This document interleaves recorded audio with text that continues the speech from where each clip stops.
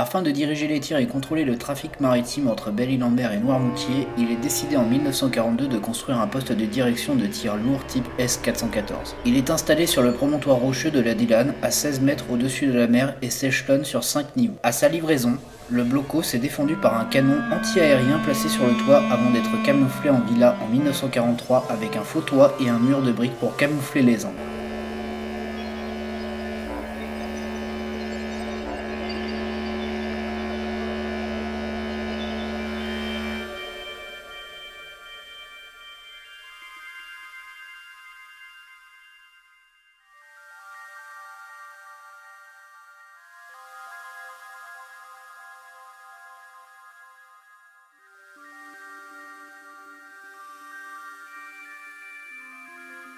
Ce canon datant de la Première Guerre mondiale avait été saisi en 1940 par les Allemands et positionné sur rail.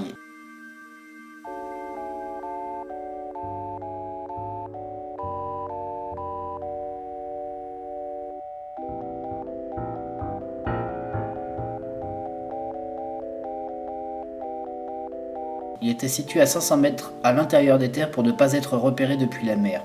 Son rayon d'action s'élevait à 18 km. Cependant, deux problèmes majeurs se présentaient. Il manquait fortement de précision, les obus pouvant tomber à 100 mètres autour de la cible. Par ailleurs, le rechargement était d'un obus toutes les 4 minutes. L'accès arrière est protégé par 5 Tobruk pour mitrailleuses. L'entrée du bloco est surveillée par un soldat avec une mitrailleuse.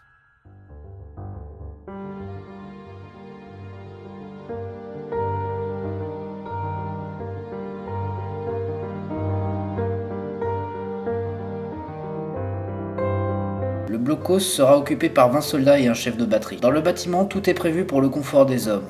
Les chambres sont chauffées par des radiateurs, une partie du sol est carrelée, les murs sont recouverts de lambris, les portes étanches ainsi que l'air filtré permettent aux soldats de vivre en autarcie même en cas d'attaque au gaz. Le mobilier tient compte de l'exiguïté des lieux, les tables et les chaises sont pliantes et les lits tubulaires peuvent se rabattre sur les murs.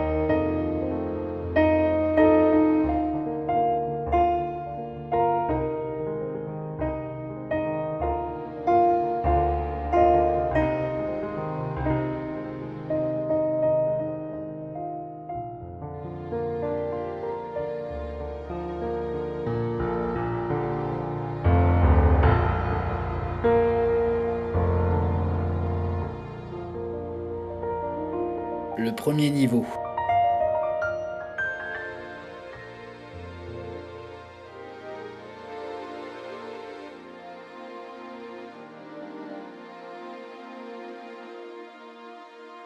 Les soldats avaient dessiné un plan d'orientation de la côte.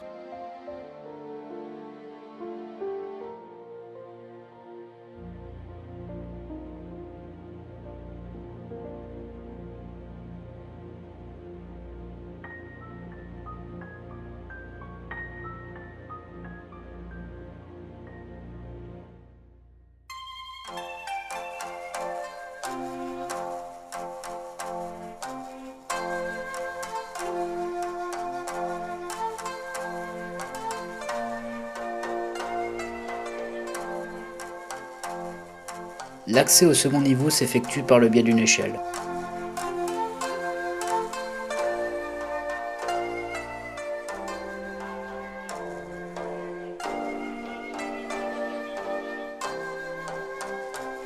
À ce second étage se trouve le télémètre, appareil permettant de situer précisément les navires.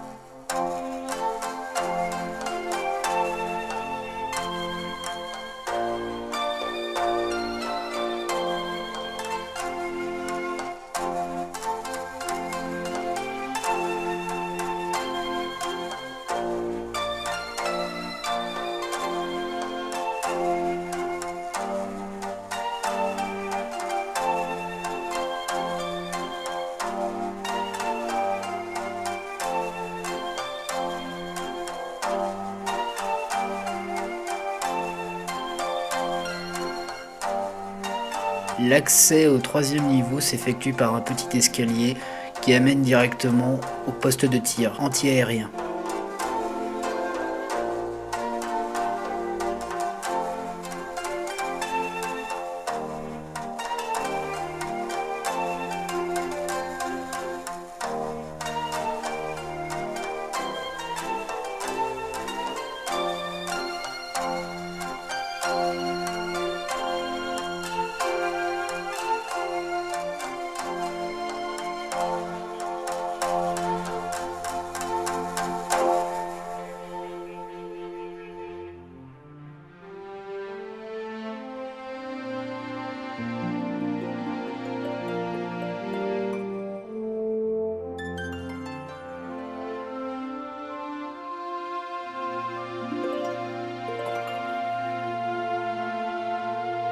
L'accès au sous-sol s'effectue par un escalier.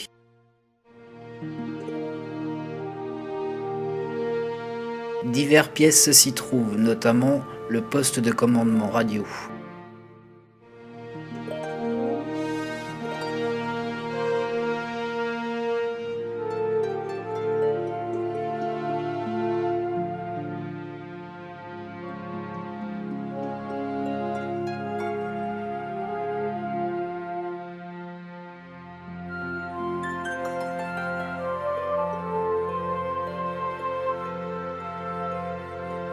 Se situent également dans les sous-sols 2 appareils de ventilation permettant d'apporter de l'air en cas d'attaque au gaz.